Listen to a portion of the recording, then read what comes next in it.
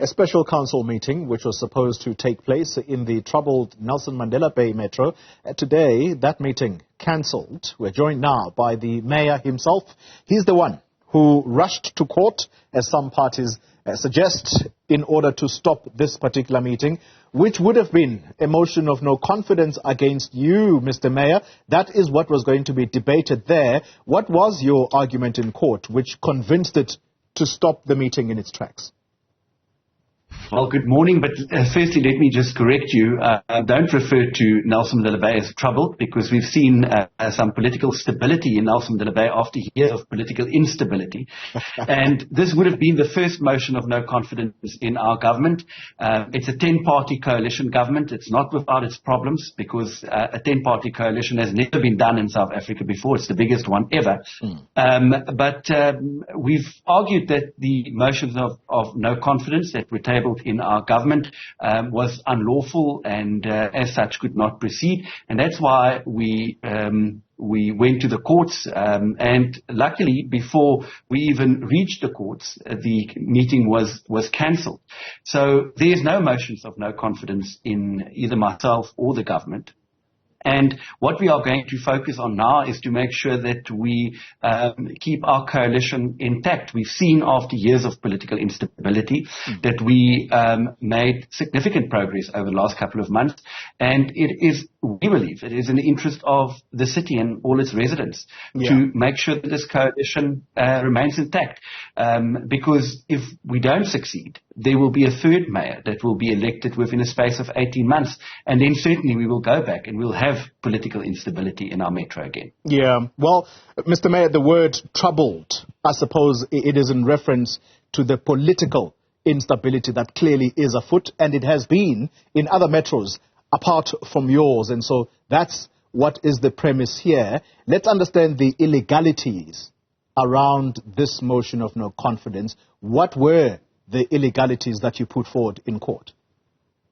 Well, in terms of the rules of order of council, a motion has to be owned by somebody. It has to be signed and has to be seconded. And this motion was never signed nor seconded. So it didn't have an owner. And as such, it cannot be tabled in council. So in order to have a motion of no confidence in myself or the government, a new one will have to be tabled, and it has to be signed, has to be owned by somebody.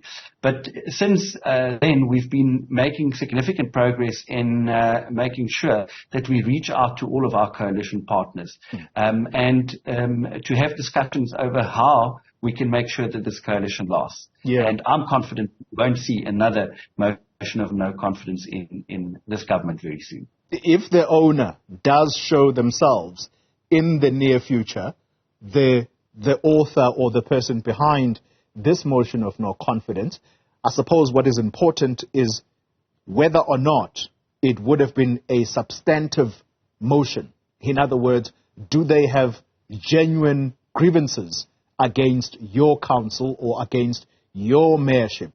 Do you think that at least it bears that?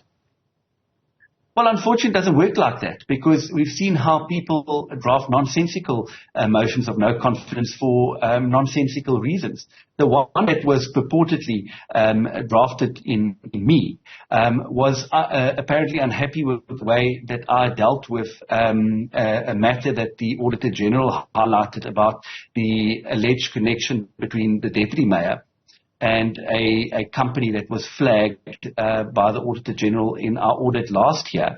The reality is that the Auditor-General has since withdrawn that finding.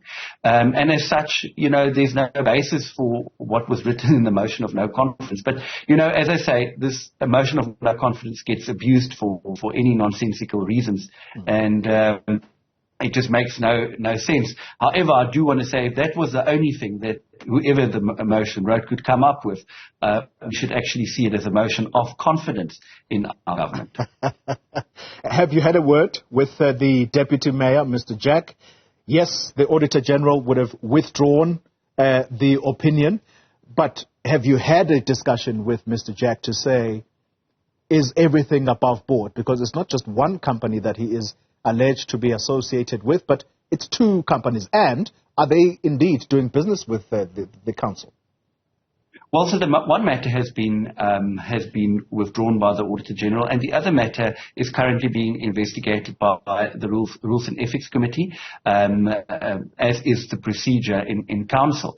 So I believe that the matter is currently being dealt with, and I can't interfere in those processes. It would be totally untoward, and I believe that I've dealt with it in the most professional manner that it requires to be handled. Safe to say that I think that, unfortunately councillors sometimes do use these allegations for their own gain by making spurious allegations without actually ascertaining what the real facts are. It's been 8 months since you took over the reins. How are things going? But I suppose more important, how are residents reacting to the services on the ground? I think that that's the real issue at hand, is what has the impact been on the city? And we've seen that we have stabilized a council. Last year, the city was unfortunately able to pass its budgets on time. It couldn't get budget variance through council. Council couldn't even sit. At one stage, there were 2 municipal managers appointed at the same time. Over the last 7 months, we've been able to meet all our legislative obligations, and we've been able to get service delivery moving forward.